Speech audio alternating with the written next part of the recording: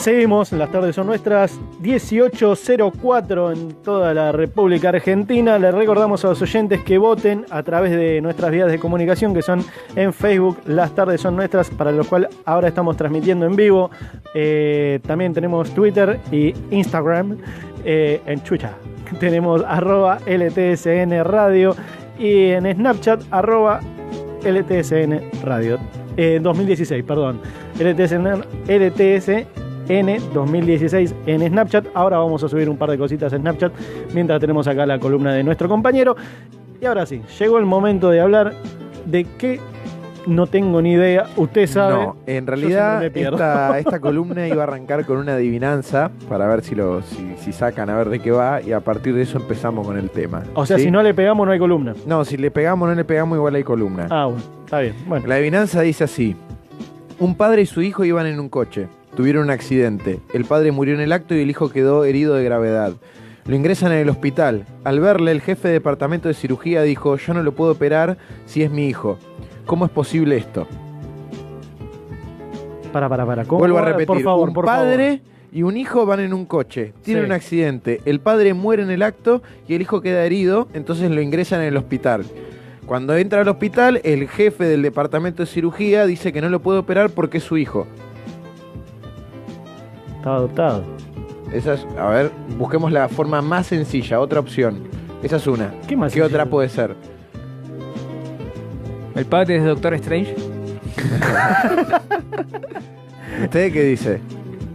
Lo mismo que Juaco. ¡Vamos! Es lo primero que piensan, lo más sencillo. Nico, a ver. Él lo sabe. ¿Me la puedo decir por la cucaracha? Bueno, ¿no quieren arriesgar nada más? No, yo arriesgué. ¿Es la única? Para mí es adoptado. Un padre y un hijo van en un coche, tuvieron un accidente, el padre murió en el acto y el hijo quedó herido de gravedad y lo ingresan en el hospital. Al verlo, el jefe de departamento de cirugía dijo: yo no lo puedo operar si es mi hijo. Tranquilamente podría ser la madre el jefe de cirugía. Correcto. Exactamente. Lo que pasa muchas veces con nuestro lenguaje es que nuestro lenguaje oculta muchísimo a través de ser un lenguaje sexuado. Por eso el tema que hoy vamos a tratar es el tema de la lengua y en particular el lenguaje sexista. O sea, el hecho de que mucha gente tenga problemas para ver la primera respuesta posible a esto, la más sencilla, que es la madre, a este tipo de adivinanzas, nos está hablando de que nos afecta un poco nuestra percepción en el lenguaje. Me siento como el culo, o sea, tengo que admitir una cosa, me siento como el culo, o sea, me siento re mal conmigo mismo. Te sentís como Gato Gaudio, la está pasando muy mal. La estoy pasando muy mal, qué mal que le estoy pasando, ¿verdad? Bueno, primero vamos, antes de empezar, las fuentes. Lo saqué de Sol Minoldo y Juan Cruz Bailán, de La lengua degenerada del gato en la caja. El gato y la caja, perdón. Mirá. Entonces, ¿qué es la lengua? Empecemos por esto. La lengua es un fenómeno social y que ocurre siempre con relación a un otro, a una comunidad con la que establecimos convenciones respecto a lo que significan las palabras y cómo significan esas palabras. En este sentido vale decir que nos pertenece a todos los que la hablamos. La lengua no es una foto, sino que es una película en movimiento. Y la Real Academia Española, por ejemplo, no dirige la película, solamente la filma. Eso es a lo que se llama la gramática descriptiva, que es el trabajo de delimitar un objeto de estudio, en este caso el lingüístico, y dar cuenta de cómo ocurre, digamos, ese objeto más allá de las normas. Por eso, cuando un uso se aleja de lo que indican los manuales de la escuela, si es llevado a cabo por un suficiente número muy grande de personas, y se hace un lugar, digamos, a determinados espacios, la RAE lo acaba incorporando al diccionario. Ese es el trabajo de la RAE, ser descriptiva. Entonces luego después la RAE va a informar al público y ahí todos vamos a estar horrorizados poniendo el grito en el cielo porque ¿cómo se va a admitir la calor? Si es obvio... ¿Eh? Perdón, no, termine. Me acabo de resolver dos problemáticas que tenía en mi vida. Ahora se las digo, termine eso y... No, o sea, como decir esto, ¿cómo se va a admitir? Todos nos ponemos locos. ¿Cómo se va a admitir la calor si es requete obvio, súper obvio que el calor es masculino, ¿no? Entonces, de acá surge la pregunta de entonces, ¿esto significa que podemos hacer lo que se nos antoja con la lengua? Y no es así. Hay cambios que el sistema de la lengua simplemente no tolera. Uno puede, por ejemplo, ¿no? Uno puede comprar un montón de témperas de todos los colores, pero por más que las mezcles no vas a crear un color nuevo. Algo parecido funciona el lenguaje en este sentido. Mirá. O sea, hay algunas partes de la lengua que funcionan de esta manera, que por ejemplo no es posible pensar el castellano sin la categoría de sujeto. O sea, eso es como una parte nodal. Pero entonces, si podemos usar la lengua como querramos e igual no se va a romper, ¿cuál sería entonces la justificación de formular formular normas y leyes. Bueno, entonces por un lado tenemos, como decíamos, la gramática descriptiva, que es lo que hace la RAE, y por otro lado la gramática que no es descriptiva, que es la que se encarga de definir qué está bien y qué está mal, que es la que se llama la gramática normativa, y existe por una razón, que es que las normas son necesarias para poder analizar la lengua, sistematizarla y enseñarla mejor a las siguientes generaciones. Eso es la gramática normativa. Ahora sí se lo digo, me acaba de explicar exactamente, porque nunca en mi vida entendí para qué carajo estaba la RAE. Te digo en serio, nunca en mi vida lo entendí. O sea, sabía que era la Real Academia Española, toda la pelota, pero nunca en mi vida yo dije, ¿para qué mierda está? O sea, ¿para qué la gente labura ahí? Nunca lo había entendido hasta este momento. Y después, por otro, yo entendí, ahí me está dando una explicación de qué es la lengua. Para mí, toda la lengua, toda mi vida fue eso que nosotros usamos para hacer. Y nada más. Una explicación así, bastante concisa. Perdón, un chiste bastante pelotudo que quería hacer, pero era como, no lo quería dejar pasar. No, pero es que es interesante porque si algo tiene la lengua, algo que se habla mucho en general, que después un poco voy a ir, que es a esta idea de cuando se quiere pensar en la lengua, se usa el ejemplo del pez y el agua. O sea, en el sentido Ojo de qué es para el pez el agua. Ah. O sea, lo dejo ahí picando, después lo seguimos. ¿Qué es para el pez el agua? ¿Qué puede ser? ¿Qué puede ser? Pero bueno, seguimos un segundo. Lo importante en este punto era comprender que el castellano no puede ser atacado, o que en todo caso sabe defenderse solo, si se dobla y se adapta como si fuera un junco.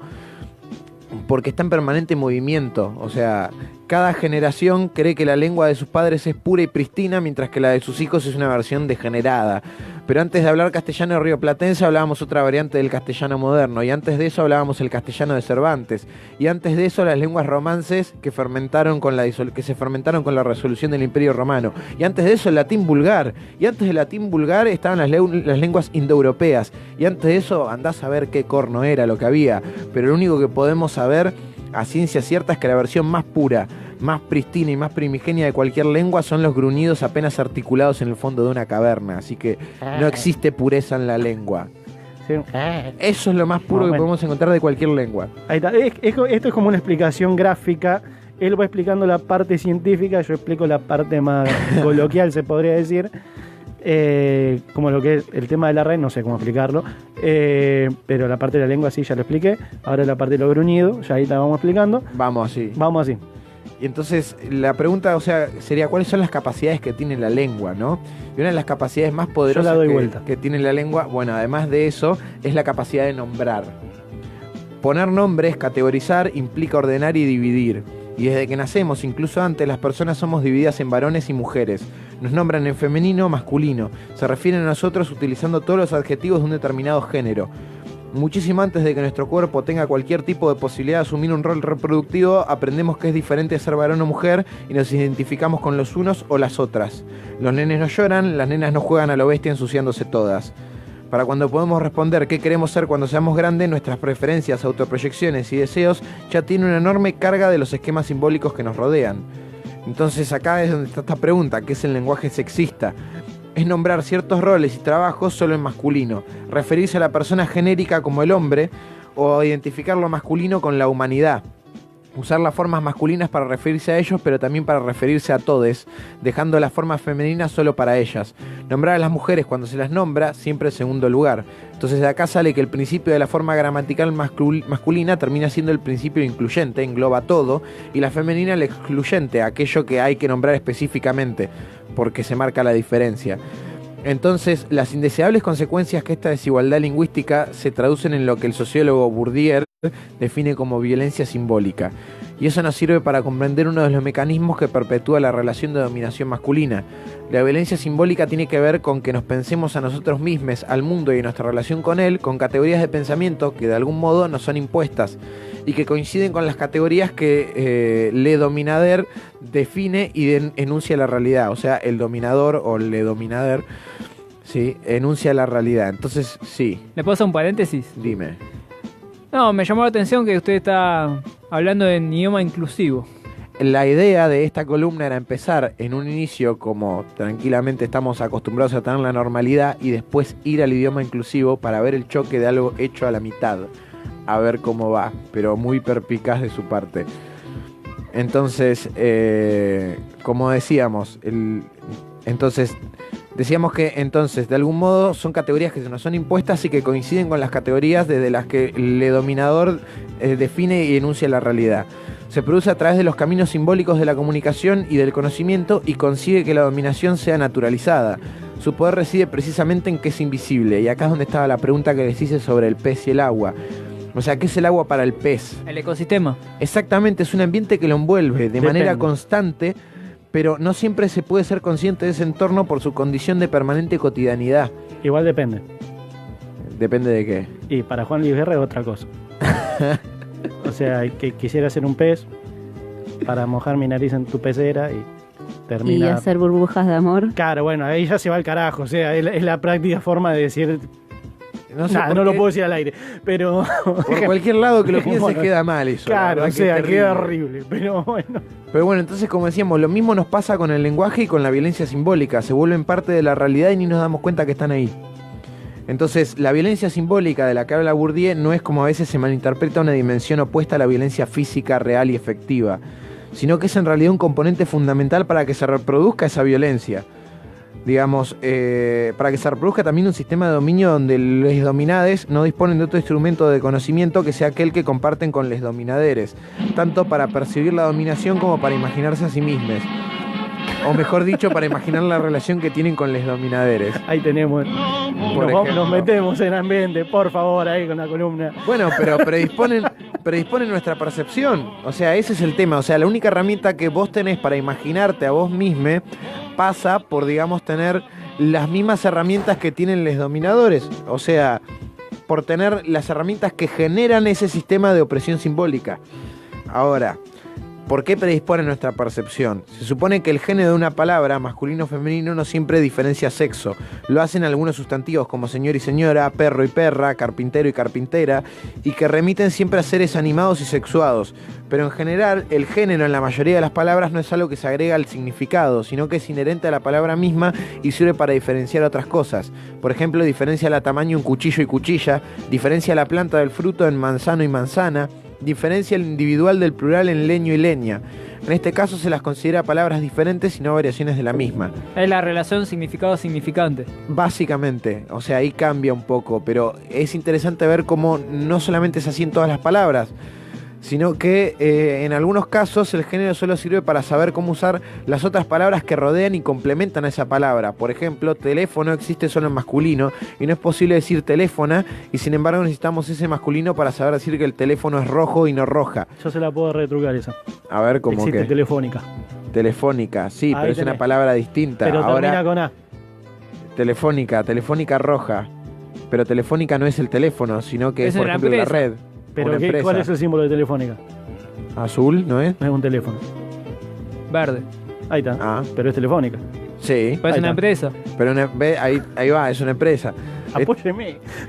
Pero bueno, entonces Yo el coincido contexto... con Juaco. Mira, Vamos. algo interesante y te lo demuestro con otra cosa. El contexto de una palabra la dota de características masculinas o femeninas y eso moldea nuestro pensamiento. Por ejemplo, se ha comparado y se ha hecho el estudio con el alemán y el español, que tienen, digamos, palabras sexuadas, digamos.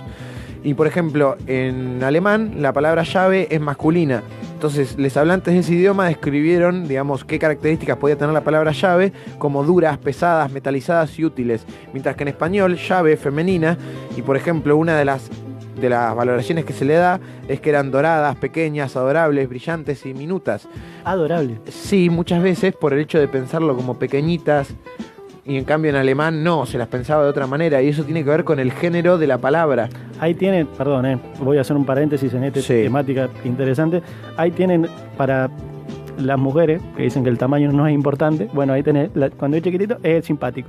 Ahí tenés, por ejemplo. Bueno, pero lo mismo pasa, por ejemplo, en el caso del alemán con el Acaba de puente. enviar. Claro, se fue al carajo todo, perdón. Con puente pasa lo mismo en alemán. Puente en alemán es femenino y se lo describe como elegante, esbelto. Y en cambio, ¿Es femenino? en alemán es femenino. ¿Cómo Y se dice? No me preguntes porque no puedo pronunciar alemán, sí, o sea, olvídalo. Olvídalo, no puedo pronunciar alemán, es demasiado. Pero lo que sí te puedo decir es que en castellano, al ser masculino, muchas veces se lo ve como algo robusto, como algo fuerte, como algo, digamos, ¿Cuál? incluso hasta peligroso. Sí. ¿Cuál? ¿Robusto? Puente. En español, que es Claro, yo masculino. siempre dije el puente. Entonces, o sea, ¿y qué se hace frente a esta problemática? Bueno, la propuesta que parece tener mejor proyección a futuro para ser incorporada sin pelearse demasiado con el sistema lingüístico es el uso de la E como vocal para señalar género neutro. Como el objetivo es dejar de referirnos a todes con palabras que solo nombran algunos, no necesitamos usarla para referirnos a absolutamente todo. Es decir, no vamos a empezar a sentarnos en silles ni tomarnos le colective cada mañana. Pero si estamos hablando de personas u otros seres animados a los que les percibimos una identidad de género, nos habilita una posibilidad para hablar de manera verdaderamente inclusiva. Como el mate. Algo así. Sin embargo, la disputa por el lenguaje continúa y de todas las formas que pueden buscar solución a este problema, una de las más emblemáticas es la de lo que se llama los falsos genéricos, es decir, términos exclusivamente masculinos o femeninos utilizados genéricamente para representar tanto a hombres como mujeres, como cuando decimos los científicos, técnicamente podríamos estar refiriéndonos a les científiques, varones y mujeres, aunque también diríamos los científicos si quisiéramos referirnos solo a los varones. En cambio, solo usaríamos las científicas para hablar de los que son mujeres. En castellano, incluso los sustantivos comunes en cuanto al género, como artista o turista, que se mantienen invariables sin importar si se refieren a un varón o una mujer, acaban señalando el género de lo que nombran a partir de las otras palabras que los complementan, como adjetivos, artículos. Entonces, de nuevo, para referirnos a grupos mixtos, recurrimos al género que los nombra solo a ellos. Tal vez los únicos genéricos genuinos que tenemos sean los llamados sustantivos epicénios, como por ejemplo persona o individuo, que no solo van a mantenerse invariables, porque no hay ni persona ni individua, sino que ni siquiera tienen la posibilidad de marcar el género en el adjetivo. Y una pequeña cosa como para ilustrar un poco cómo era esto de los falsos genéricos, algo que sucedió acá en la Argentina. Una nota de Patricia Kolesnikov recupera un breve diálogo en una mesa en la cual un señor explicaba por qué está mal decir presidenta. Las razones gramaticales del señor eran inapelables. Decía textual: presidente es como cantante, aunque parece un sustantivo, es otro tipo de palabra, un participio presente o lo que quedó de los participios presentes del latín. Una palabra que señala a quien hace la acción, quien preside, quien canta. Justamente no tiene género. ¿Vas a decir cantanta?, preguntaba. Entonces hubo un momento de duda en esa mesa hasta que la escritora Claudia Piñero respondió: ¿y sirvienta tampoco decís? O presidenta no, pero sirvienta sí. Porque es quien sirve, sirviente. Cambio cómo el lenguaje se va modificando. Entonces, como para ir cerrando, estas anécdotas nos recuerdan que la lengua es maleable y que apoyar o rechazar un uso disruptivo que tiene por objetivo reclamar derechos a larga e injustamente negados es una decisión política, no lingüística, y que si se busca un mundo más igualitario, claramente la lengua no es una clave mágica para conseguirlo, no, pero tampoco se lo puede negar como espacio de disputa. Y que mientras las estadísticas de femicidios crecen y el sueldo promedio de las trabajadoras permanece por debajo del de ellos, es exagerado indignarse si alguien mancilla un poquito las blancas paredes del lenguaje. Y bueno, eso fue básicamente la columna de hoy. A la mierda, mira vos. Bueno, ahí entonces tenemos de dónde salió el famoso todas, todes. Y sí, básicamente de dónde salió, pero más que buscar, esta vez me desvió un poco, más que buscar lo histórico, fue como entender un poco de qué va esto, que es algo que es bastante interesante en nuestra época de la comunicación, ¿no? Hablar de la lengua y de las violencias que puede tener una lengua o no, o de lo que puede ocultar y lo que puede relevar la lengua, y qué corno es la lengua. Yo tengo una opinión polémica al respecto. Dígala, somos todos libres. Acá nos vamos a rápido. Es que sí, porque genera ciertos contrapuntos. Usted piénselo, ahí le tiene el termo al lado. No, yo pienso que los que hablan idioma inclusivo son analfabetos. ¿Por qué? ¿Por qué analfabetos? Ahí la cagamos. Porque está hablando de un idioma que no existe. Pero ahí es donde está el tema, o sea, el idioma en realidad, ¿dónde está? ¿Dónde está escrito en piedra que existe? Porque es algo que se moldea cada vez que hay una generación que la va moldeando y lo va generando de forma nueva. O sea, porque si vamos al caso, entonces lo mismo tendría que pasar con todos los modismos que tenemos agregados desde que existen las nuevas tecnologías. WhatsAppeando, stalkeando. O sea, todas esas cosas. Son todas derivaciones del lunfardo. Bueno, pero no son el lunfardo exactamente. No, el lunfardo es del tango, viene específicamente del arrabal. Esto es en cambio lo que viene de las nuevas tecnologías, que podría decirse que tiene que ver con la mundialización. Claro, esa que se hace un nombre en código, si se quiere, o una forma de denominar a la aplicación que se está utilizando.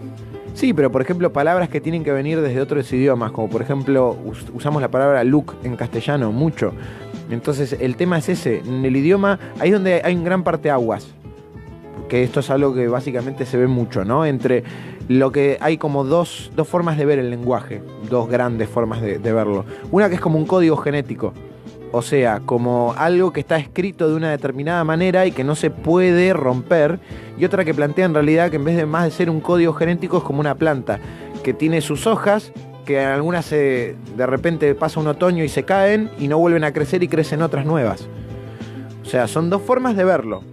Es un espacio de disputa. Sí, obvio, es debatible el tema, y además es interesante, pero para mí, insisto, para mí es analfabeto hablar en idioma inclusivo, porque es algo que no existe, y si yo veo un texto escrito así, y la verdad que me genera repulsión, y no lo leo. Bueno, pero existe porque hay gente que lo usa.